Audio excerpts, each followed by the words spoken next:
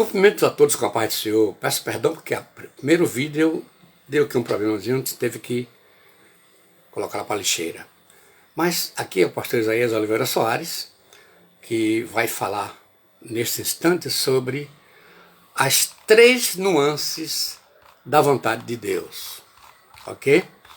E os textos bíblicos sobre o qual fundamentarei essa live, 2 textos. Um está em Mateus capítulo 7, verso 21, que diz: nem todo o que me diz Senhor, Senhor, entrará no reino dos céus, mas aquele que faz a vontade do meu Pai que está nos céus.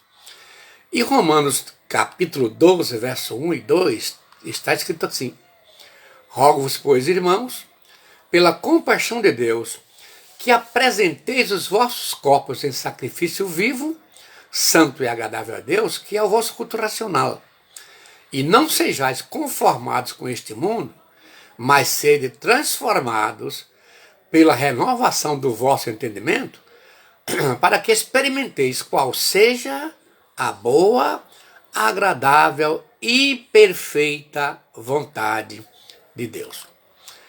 Para continuar, eu vou fazer aqui, vou tentar definir essa dicotomia, nuances e vontade. Alguns já me perguntaram o que eu quero dizer quando utilizo esse vocábulo nuances. Nuances, por analogia, é a diferença sutil entre coisas. Toda vez que há uma diferença sutil entre coisas, é uma nuance. Mais ou menos coisas similares, postas em contraste, às vezes até em contraste, matriz ou sutileza.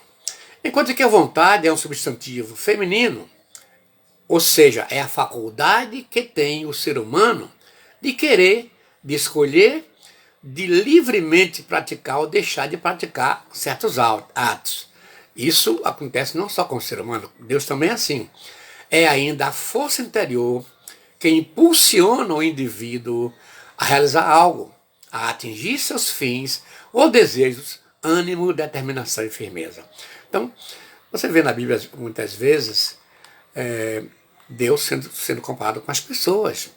É a linguagem antropomórfica, como diz lá uma das regras da hermenêutica, quando Deus é equiparado ao ser humano que tem sentimentos, que pensa, que tem ciúmes, tem inveja, enfim, esse Deus, esse termo é muito utilizado para poder a gente entender, senão nós não entenderemos Deus. Então, por isso que eu estou fazendo essa live para mostrar a vocês que, assim como eu e você temos vontade, Deus também tem. E a vontade de Deus não são 3, não. Elas são divididas em 3 nuances. Quais são essas 3 nuances da vontade de Deus? Vamos ver isso aqui. Primeira nuance aí é a vontade intencional. O que é isso? O que significa vontade intencional? É aquilo que é premeditado, propositado, ou seja, que sai do âmago do coração de Deus. É o próprio sentimento de Deus, o querer de Deus que está inserido. Toda vez que Deus pensa e coloca em público ou em evidência o que ele pensou, aí chama-se vontade intencional. Quando fala assim, seja feita a tua vontade, assim na terra como no céu, como está ali em Mateus 6, então, aqui, é interessante que o verbo ser aqui está conjugado no futuro subjuntivo, que é um futuro hipotético. O que é hipotético? Vem de hipótese. O que é hipótese? É uma coisa que pode acontecer ou pode não acontecer. Seja feita a tua vontade, tá vendo? Assim na terra como no céu. E a vontade permissiva, pastor Isaías? A vontade permissiva tem um significado de aquilo que permite alguma coisa. É a característica da pessoa que é tolerante, que é paciente, que permite que as coisas aconteçam sendo boas ou más. Deus permitiu muita coisa no Antigo Testamento e também no Novo. E ainda hoje ele permite certas situações que envolvem o seu povo, envolvem os seus servos, seus filhos. E especialmente quando nós não conseguimos realizar o que a sua vontade intencional determina. Nem sempre a gente consegue. Aí entra o quê? Em evidência a vontade permissiva de Deus. Deus permite que nós façamos o que façamos, porque é uma vontade permissiva dele. Ele está permitindo. Okay? Ele entende que nós nem tudo temos condições de fazer o que ele quer, a sua vontade intencional quer. Agora, a vontade soberana, aí é aquilo que é capaz de exercer o poder de maneira extrema, que possui suprema autoridade.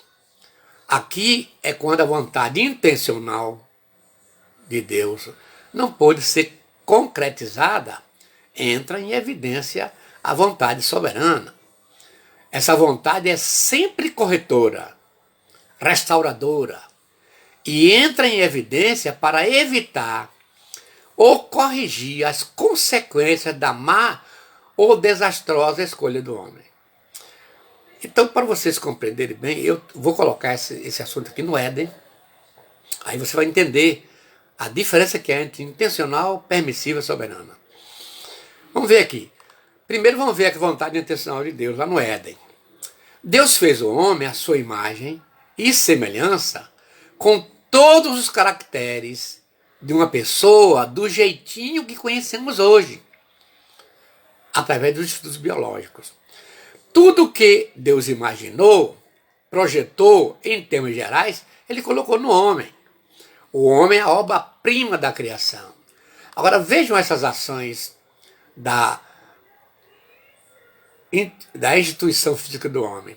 Primeiro, Deus formou uma estátua inerte, imóvel, o pó, não é? Depois ele infundiu a vida dele, soprou nas narinas. O que não podemos confundir, esse fôlego de vida que é o Espírito, que Deus colocou, não é o Espírito de Deus, não, é o Espírito do homem. A gente pode um dia fazer uma live diferenciando isso aqui. O que o homem recebeu de Deus foi o implante da própria vida, esse sopro. Adão era um ser completo, física, emocional e espiritualmente. Tudo isto foi a ação da vontade intencional de Deus. Deus preparou o espaço físico para a moradia de Adão, plantou um jardim com tudo de que Adão precisava para a sua sobrevivência, como está em Gênesis 2, versos 8 e 9. Então plantou o Senhor Deus um jardim da banda do Oriente, no Éden, e pôs ali o homem que tinha formado. E o Senhor Deus fez brotar da terra toda qualidade de árvores agradáveis à vista e boas para a comida, bem como a árvore da vida no meio do jardim, e a árvore do conhecimento do bem e do mal. Tudo isso foi feito sob as égides da vontade intencional de Deus, ou seja, Deus fez como ele, a sua vontade planejou, nasceu do seu âmago, do âmago do seu coração, do seu pensamento. Mas, se Adão não pecasse, como estaria o mundo hoje? Alguns já fizeram essa pergunta. O mundo estaria melhor, claro. Nós temos um mundo lindo e maravilhoso.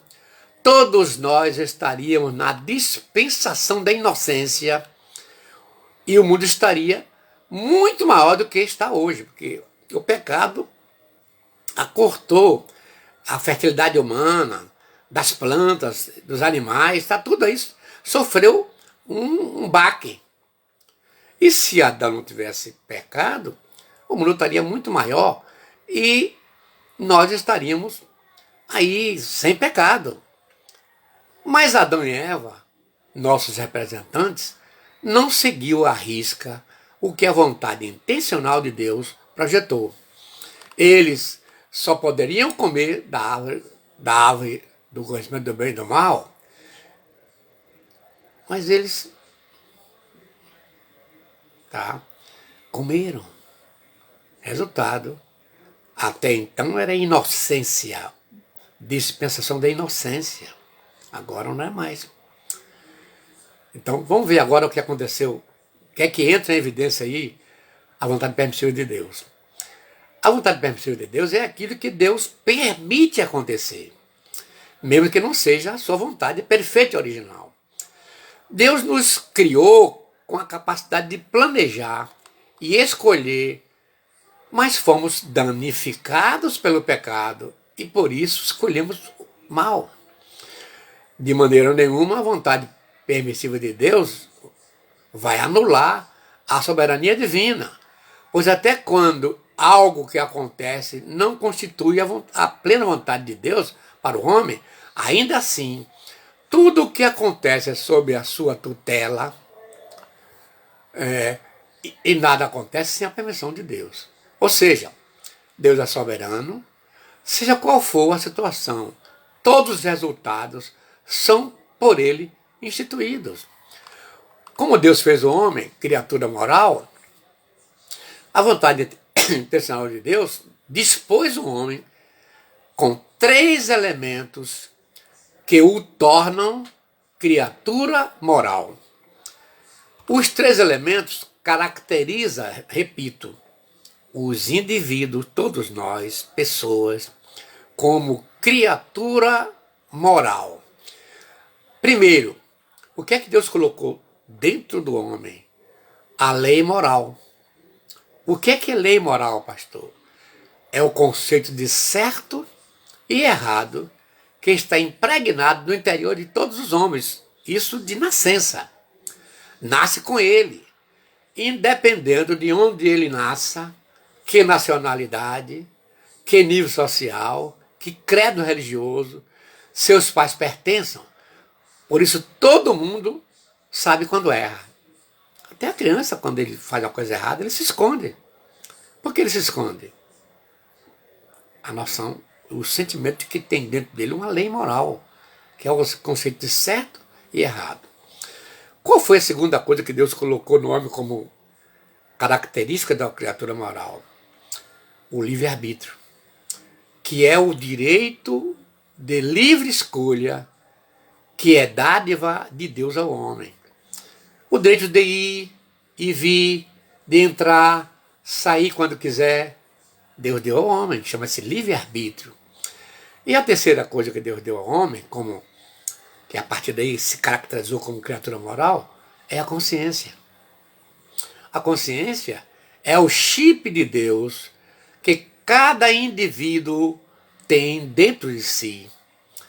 Este chip acusa quando o indivíduo fere a lei moral, quando faz coisas reprováveis do ponto de vista ético, moral ou espiritual. Daí o sentimento de culpa, quando alguém faz alguma coisa errada, o que popularmente é descrito como consciência pesada, aí o indivíduo tem um sentimento de culpa. O que foi isso?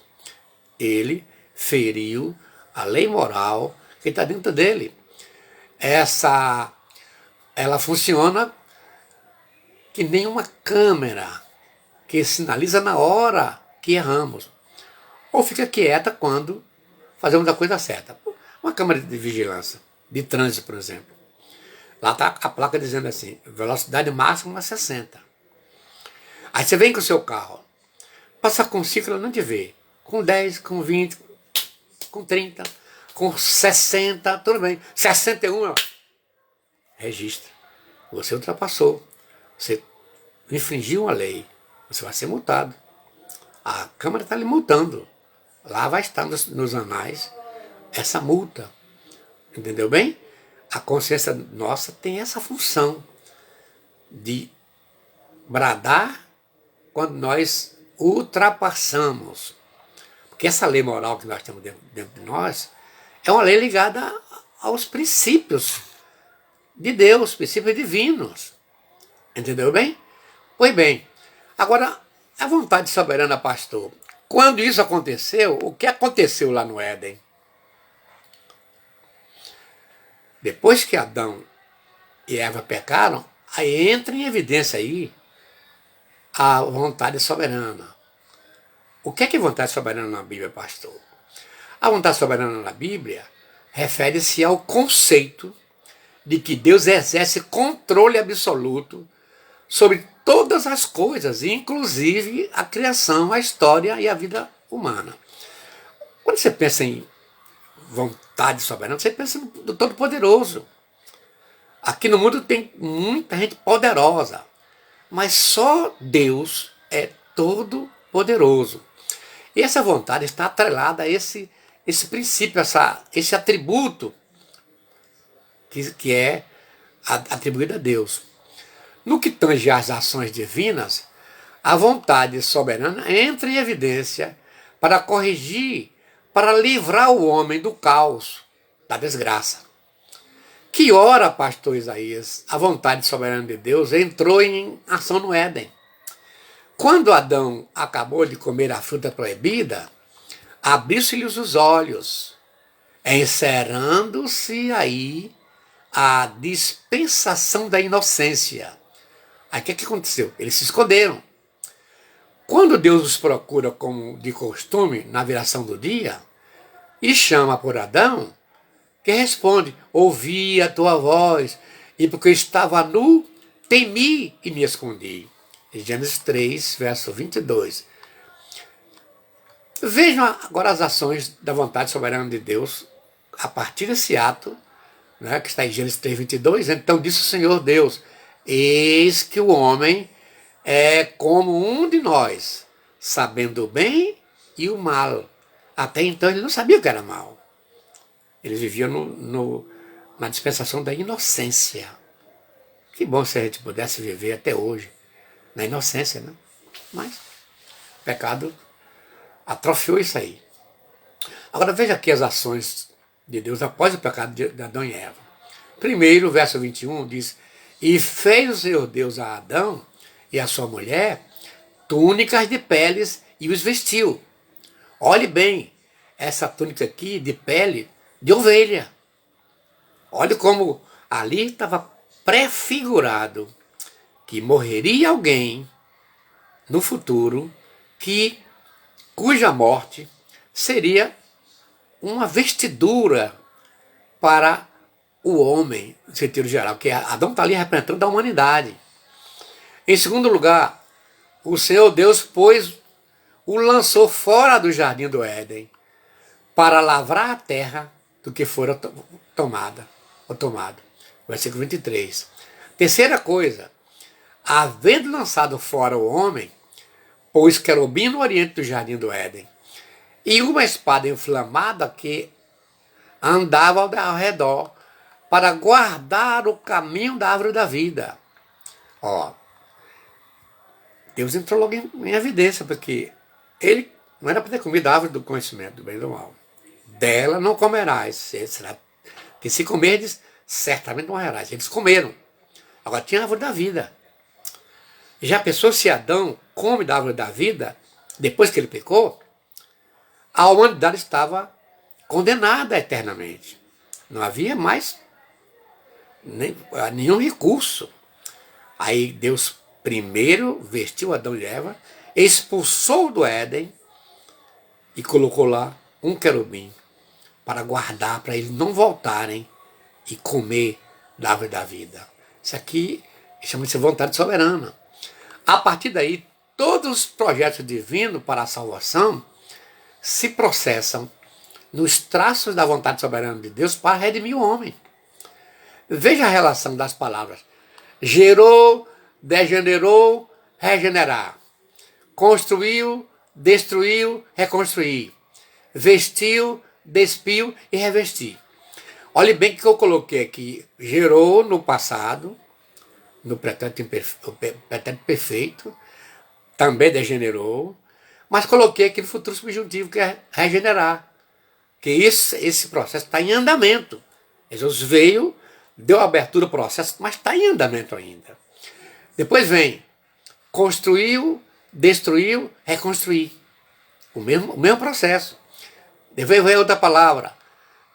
Deus gerou, o pecado degenerou e veio Jesus para regenerar. Então, todo o processo de salvação a partir daí está embutido na vontade soberana de Deus, cuja proposta é resgatar, é livrar o homem do caos que ele entrou quando ele fez o que Deus devia fazer. A vontade permissiva de Deus deu a ele, permitiu que ele fizesse. Bom, Deus construiu o pecado, destruiu. Veio Jesus para reconstruir. Todas as palavras que compõem as ações da salvação de Deus estão no futuro do subjuntivo. Regenerar, reconstruir, revestir. E isso é um futuro. Por isso que ainda está em andamento. Muito bem. Deu para entender aqui? Deus fez o homem, o elemento mais perfeito do universo, é a máquina mais perfeita. Colocou no melhor lugar do mundo, o Jardim do Éden. Tinha tudo o que o homem precisava para sobreviver. Mas falou com ele assim, ó, assim, ó, tudo que são é para vocês comerem, mas daquela árvore ali, não comam, porque no dia que vocês comerem, vocês morrerão. Aí a serpente terrível, a antiga serpente de Satanás, ludibriou, enganou Eva, Eva comeu e deu a Adão, e ele comeu. Um pregador, meio zangado, falou que Eva merecia umas porradas. Para que foi ouvir esse conselho da serpente? Ó, gente, se você perceber que o amor estava novinho folha, não tem como você perceber que Adão não fosse ouvir a voz de Eva. O homem estava recém-criado, o amor estava novinho, gente. Você pega um celular desse antigo e pega o novo que saiu da fábrica agora, qual é que é melhor? O novo é mais sofisticado. A mesma coisa era o amor. O amor estava novinho folha. E eles se amavam. Quando Adão recebeu a mulher, ele disse, essa agora é osso dos meus ossos e carne da minha carne. Será chamada varoa. Então não tinha como Adão rejeitar a fruta que Eva lhe trouxe. Eu aqui não estou dando cobertura. Eu estou explicando que não era tão fácil para Adão rejeitar. Acho que você também aceitaria. Eu conheço o caso de um trabalhador aqui nas fazendas da Colômbia. O dono era cristão. E um dia aquele proprietário viu aquele homem trabalhando ali, suando, e aí jogou a enxada para lá e disse, oh, Adão desgraçado, foi ouvir a conversa da sua esposa. Se fosse eu, teria dado umas porradas nela e não ia ouvir aquele conselho. E o dono da fazenda ouviu ele falar isso. Semana seguinte, o proprietário falou com ele, ó, essa semana você vai ficar aqui. Tá com a sua esposa, vai ficar aqui dentro de casa, não vai fazer nada. Comer e dormir, a casa está toda aí arrumada, toda a despensa toda completa, toda composta de tudo que vocês precisam para comer. Agora tem uma coisa, aquela tigela que está ali em cima da mesa, tampada, não é para mexer. Vocês podem fazer tudo aqui, menos aquela tigela que está ali em cima da mesa. Tudo bem, patrão? Gostou? Primeiro dia, beleza. Segundo dia, beleza. Terceiro dia, a mulher ficou entufada. O que você tem, mulher? Perguntou o homem. Aqui está tudo bom, mas aquela tigela ali, eu não sei o que é que tem. Ô menina, você não ouviu o patrão dizer que não é para mexer ali? Mas eu queria só ver o que é que eu queria só levantar um pouquinho para ver o que é ali. E de tanto insistir aquela mulher, o marido não teve condições de segurar. Olha, eu vou levantar a tampinha da tigela, um momento só, um pouquinho só para você ver. Para você parar de estar assim. E foram os dois para a mesa. Quando aquele homem levantou um pouquinho da tampa daquela tigela, o rato saiu e fugiu.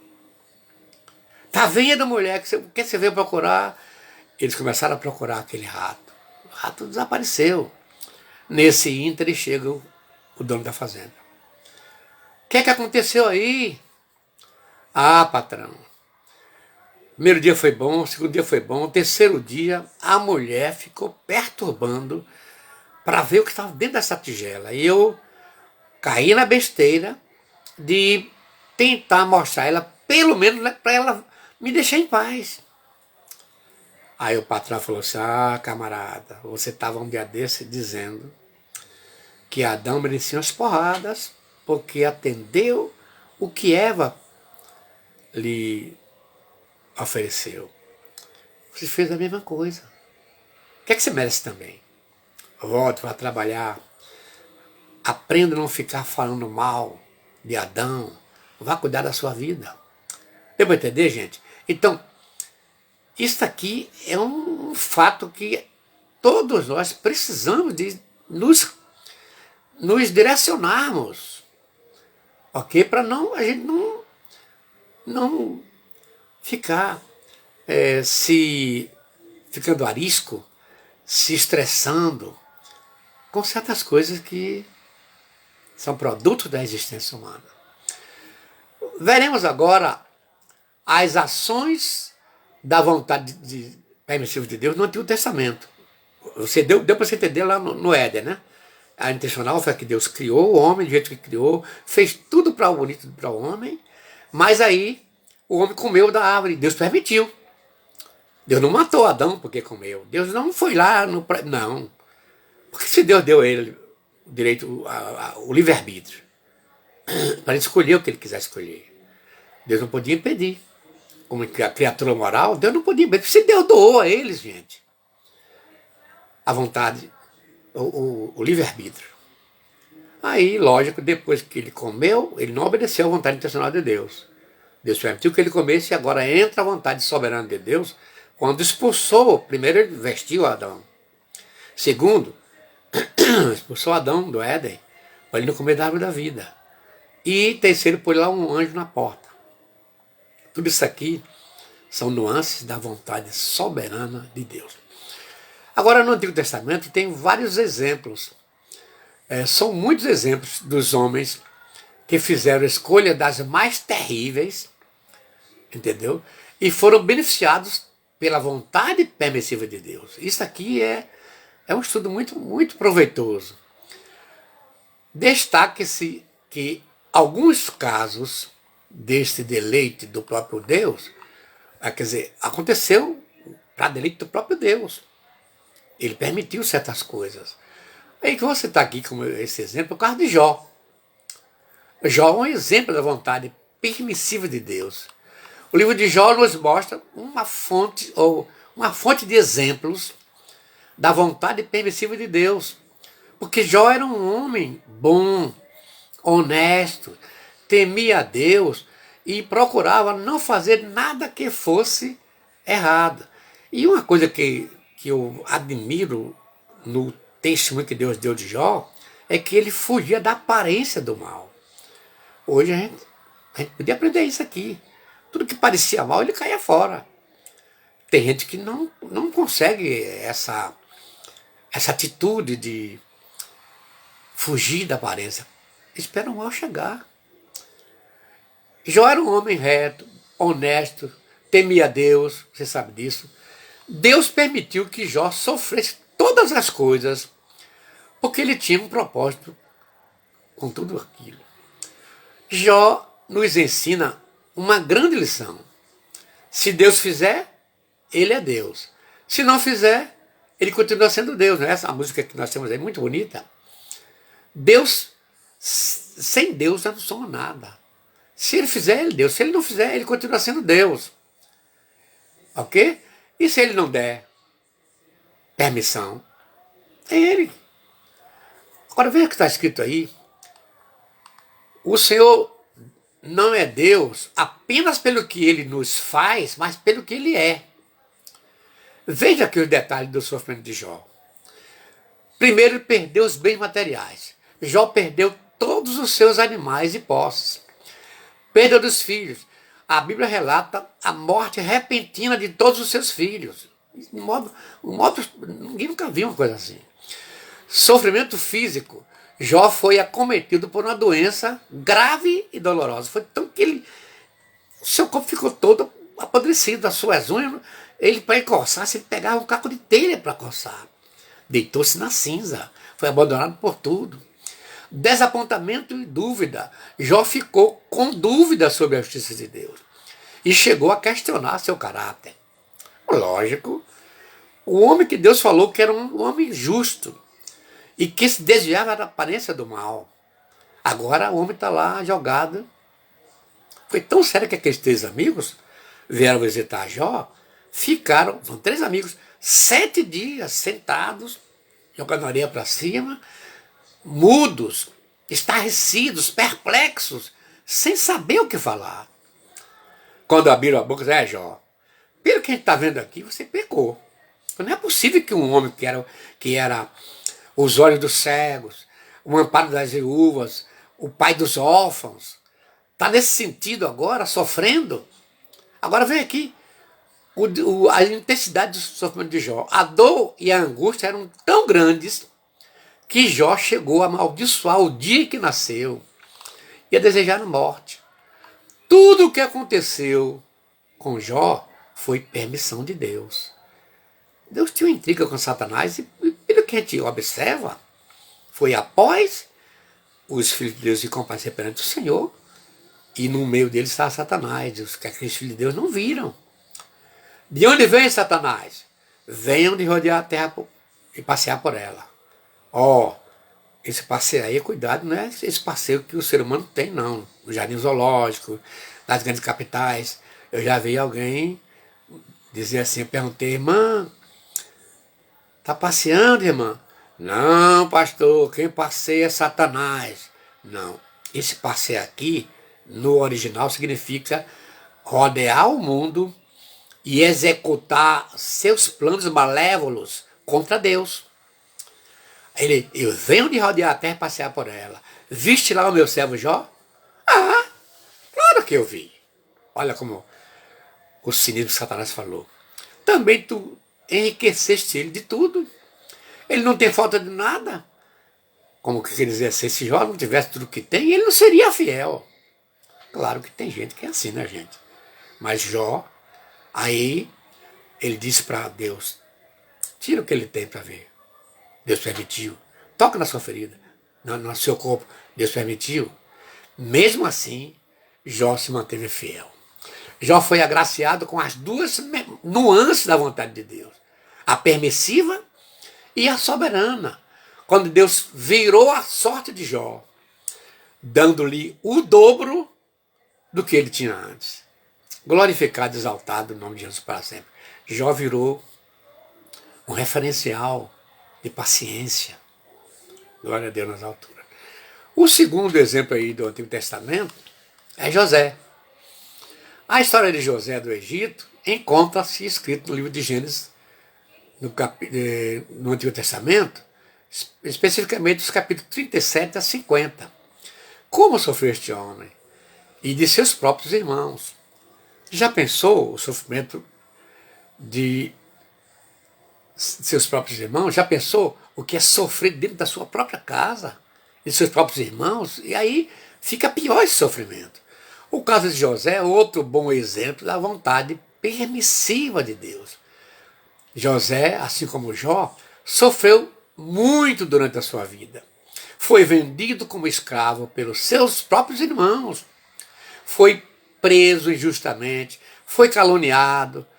Tudo isso ele passou e Deus parece que se mantinha em silêncio.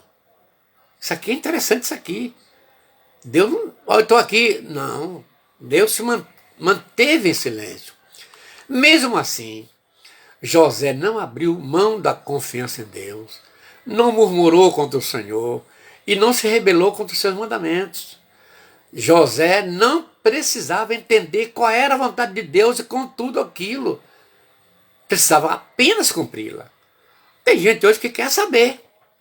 Não entende que a luta vem, ele não compreende, ele quer entender. Não, Deus não está na obrigação de dizer a você, eu estou te provando por essa razão. Não. Mas é normal. Vou fazer essa semana. Você está na igreja, a vida natural, é uma coisa. Subiu um degrau, luta. 2 degraus, lutas. 3 degraus, luta. Quanto mais você sobe de degraus, de grau de importância para o reino de Deus, para a obra do Senhor, a luta vai aumentando. Você não vai sofrer quem está no 10º degrau, não vai sofrer igual quem está com 1. Quem está com 1, ele vai sofrer adequado ao grau de importância que ele está com 1 degrau. Mas quem está com 100 degraus, aí mais ainda. As nossas lutas são adequadas ou são equiparadas de acordo com o grau de importância que nós temos no reino do Senhor. Estar no centro da vontade de Deus é exatamente isso. É viver de forma como o Espírito Santo nos orienta. É estar sempre firme, sabendo que a nossa situação, no dia que se chama hoje, não significa nada em relação ao que Deus tem preparado para as nossas vidas. Observe que, quando José estava preso, ele ainda se lembrava dos seus sonhos, ainda cria que o mesmo Deus que lhe prometeu estaria ali para os cumprir. E isso foi o que manteve a firmeza de José em todos os momentos da sua vida. José não recebia nem um salário mínimo, como muitos de nós, mas o Senhor não precisa de ajuda para fazer uma grande obra nas nossas vidas, nem precisa de cálculos matemáticos para nos abençoar com coisas materiais, pois Ele é o dono do ouro e da prata. Tudo pertence a Ele. Se José recebesse algum salário, por exemplo, talvez José ficasse planejando, calculando, será que ele seria útil a Deus como ele foi, assim como estava na prisão? Então a vontade soberana de Deus entra em evidência e José se torna o Zafenate Paneia. Depois de tudo o que aconteceu, a vontade, como eu falei lá em cima, mais atrás, a vontade soberana de Deus entra em evidência para corrigir. Foi o que Deus fez. Entrou em evidência e mudou a trajetória histórica de José. José passou a ser Zafenate Paneia, o Salvador do mundo. E salvou mesmo. E não só o mundo, mas salvou também a sua família. E foi lindo quando ele falou com a sua família, quando ele se identificou, quando ele se apresentou aos seus irmãos, ele disse: vocês fizeram uma rodeza comigo, mas Deus me trouxe para cá, para salvar vocês. Isso é muito lindo, gente. Glória a Deus. O terceiro exemplo aqui é o povo de Israel quando saiu do Egito. A história está em Êxodo, capítulo 13, 17, o texto que vou ler. E aconteceu que quando o faraó deixou ir o povo, Deus não os levou pelo caminho da terra dos filisteus, que estava mais perto. Porque Deus disse, para que, porventura, o povo não se arrependa vendo a guerra e volte ao Egito. Mas, verso 18, mas Deus fez o povo rodear pelo caminho do deserto do Mar Vermelho, deserto. E armados, os filhos de Israel subiram da terra do Egito. Veja agora aqui, até onde vai a vontade permissiva e a vontade soberana. A vontade permissiva de Deus com relação ao povo de Israel, primeiro, a distância do Egito a Canaã era de 425 quilômetros, aproximadamente. Pergunta, qual o motivo Deus fez isso? Ele ficou 40 anos ali. Essa distância era 40 dias. Cada dia foi convertido em um ano. Levaram 40 anos rodeando o deserto do Mar Vermelho. Por que Deus fez isso? A vontade permissiva de Deus, eu vou mostrar aqui. Primeiro, Deus queria livrar o seu povo do enfrentamento com os filisteus. Segundo, Deus queria que os de dura cerviz morressem e não tivessem acesso à terra prometida. E, de fato, isso aconteceu, porque dura cerviz é quando o indivíduo conhece o que Deus quer, mas de livre e espontânea vontade diz, não faço, não quero fazer. Chama-se dura serviço. Não é aquele caso quando você erra porque você é fraco, você não está sendo confrontando Deus, você está errando pela sua fraqueza. Mas nesses casos aqui, o indivíduo sabia, Deus mandava fazer uma coisa, não faço. Eu não quero fazer. E Deus jurou na sua ira que esses homens, que essas pessoas não entrariam na sua terra. De fato, morreram de 20 anos para cima, todos. Somente Josué e Caleb escaparam. Olha que saíram do Egito 600 mil homens. Se contar com as mulheres e as crianças, tínhamos cerca de 3 milhões de pessoas. Mas, todos de 20 anos para cima, só entraram lá na Terra Prometida de 20 anos para baixo. As crianças que saíram do Egito, os adolescentes. Está vendo? Só, repito, Josué e Caleb, até Moisés sobrou, não entrou. A vontade soberana de Deus aí está no fato de não permitir que os de dura cerviz que acompanharam Israel, que era um povo terrível, e não obedecia a Deus. Deus não permitiu que esse povo entrasse lá. A vontade permissiva de Deus foi compassiva com vários outros homens na Bíblia. Davi, por exemplo. Davi é um homem segundo o coração de Deus. Teve muitas esposas.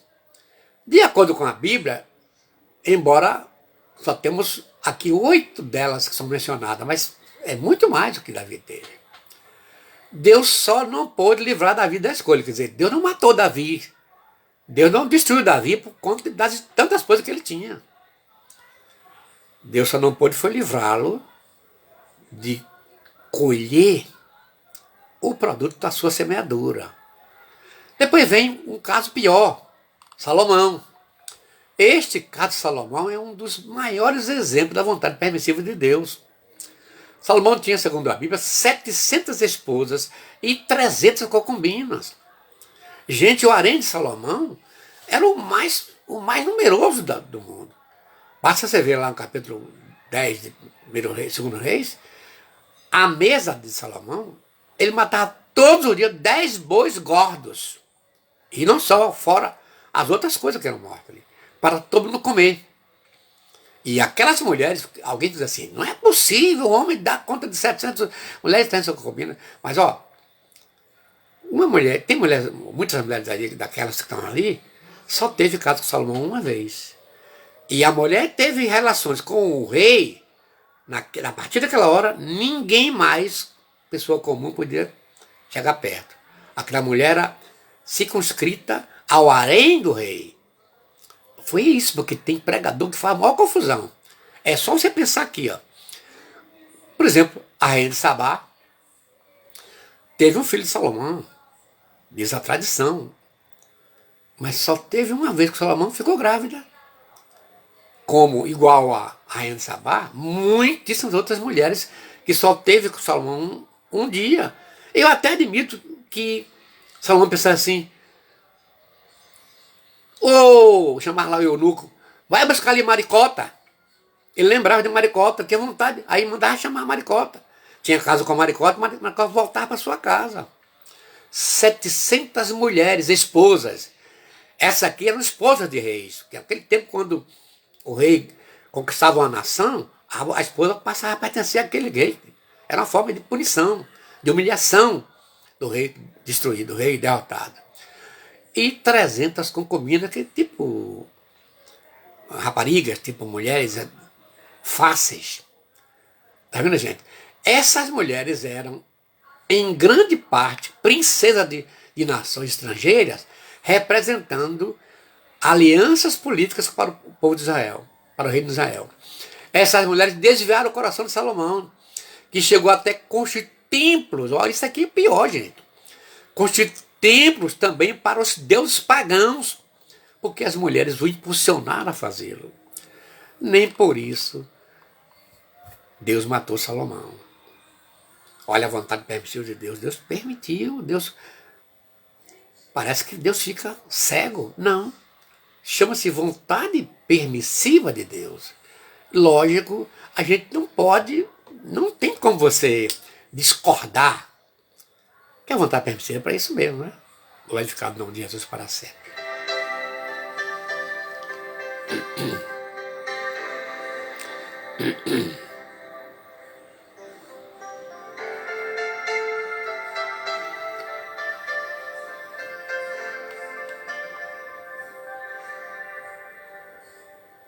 Ó meu Deus, ó meu Pai, meu Senhor e meu Rei, eu te amo. Não consigo viver um minuto sem tua presença. Vamos aqui às reflexões finais. Número 1, preste atenção, assistentes. Deus te fez criatura moral. E como tal, colocou em você 3 coisas. Lei moral, que é o conceito de certo e errado. Te deu o livre-arbítrio, que é a segunda coisa, que é liberdade. Você pode entrar e sair, ir onde você quiser, voltar quando achar que deve, entrar onde você quiser entrar. Mas te deu uma consciência e ela é o chip de Deus dentro de você. Como câmera, ela te chama a atenção quando você ultrapassa os limites da moral, da ética e contraria também essa lei moral que você tem dentro de você. Segundo, tem muitas coisas que a vontade permissiva de Deus está te alcançando. Mas quais serão os resultados de tudo que você anda fazendo debaixo da vontade permissiva de Deus? A pergunta compete a você responder. Repito, Deus te deu tudo isso aqui. E você está sendo alcançado pela vontade permissiva de Deus em muitas coisas que você está fazendo. Quais serão os resultados que você terá? Porque Deus te deu a vontade permissiva, Deus te beneficia com a vontade permissiva, mas Ele não vai poder livrar de colher que você está semeando. Foi Ele que criou essa lei. A lei da semeadura é irreversível, porque o próprio Deus que criou. É uma lei irreversível. Então, qual será, ou quais serão os resultados que você terá de tudo que você está fazendo? Serão boas ou serão más? Você quem sabe. Pai Celestial, obrigado, meu Deus, porque nos dás essa felicidade de adentrar a Tua Palavra para saber o que é que Tu quisestes que nós soubéssemos quando inspirastes os profetas, os escritores, para escrever o que escreveram. Deus, eu te peço o favor esses assistentes que estão aí, Senhor. Tu conheces cada um, o jeitinho que eles são, o jeitinho que eles agem, que eles se comportam. Senhor, alguns não têm força para resistir, para triunfar. Sem Ti, nós não somos nada, não conseguimos vencer. Eu te peço, Senhor, abençoe esses que estão assistindo, aqueles que hão de me assistir, me ouvir, me ver, pelos vídeos que ficam aí gravados. Deus, tome nas Tuas santas mãos e nos ajuda. Em nome de Jesus, nós te pedimos. Amém.